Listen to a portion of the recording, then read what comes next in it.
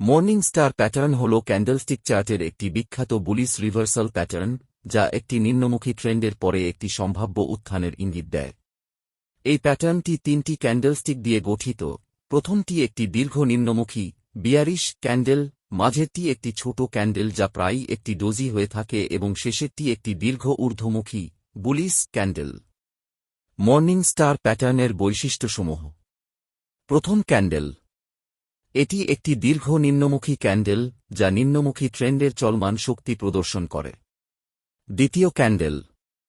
এটি প্রায় সবসময় একটি ছোট ক্যান্ডেল বা ডোজি, যা প্রথম এবং তৃতীয় ক্যান্ডেলের মধ্যে একটি গ্যাপে অবস্থান করে।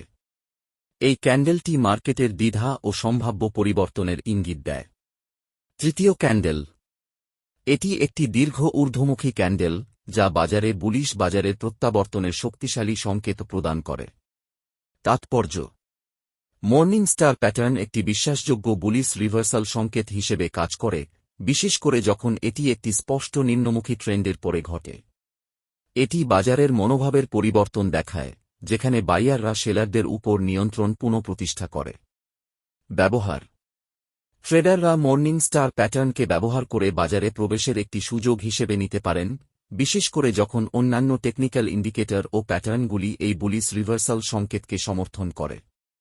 তবে বাজারে প্রবেশের আগে যথেষ্ট নিশ্চিতকরণ পেতে হবে, যেমন তৃতীয় ক্যান্ডেলের সমাপ্তির পরে একটি ঊর্ধ্বগামী মুভমেন্ট।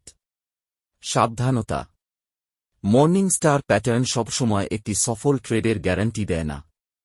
ট্রেডারদের উচিত স্টপ লসের মতো ঝুঁকি হ্রাসকারী কৌশল ব্যবহার করে সম্ভাব্য ক্ষতি সীমাবদ্ধ করা। সংক্ষেপে, মর্নিং স্টার প্যাটার্ন হল একটি শক্তিশালী বুলিশ রিভার্সাল সংকেত যা ট্রেডারদের বাজারের প্রত্যাবর্তনের সুযোগ বুঝতে এবং তাদের ট্রেডিং স্ট্র্যাটেজি সমন্বয় করতে সাহায্য করে। এই প্যাটার্নের সঠিক প্রয়োগ এবং যথাযথ নিশ্চিতকরণের মাধ্যমে ট্রেডাররা তাদের ট্রেডিং ফলাফল উন্নত করতে পারে। এখানে কয়েকটি লাইভ এক্সাম্পল দিয়ে দেখানো হল।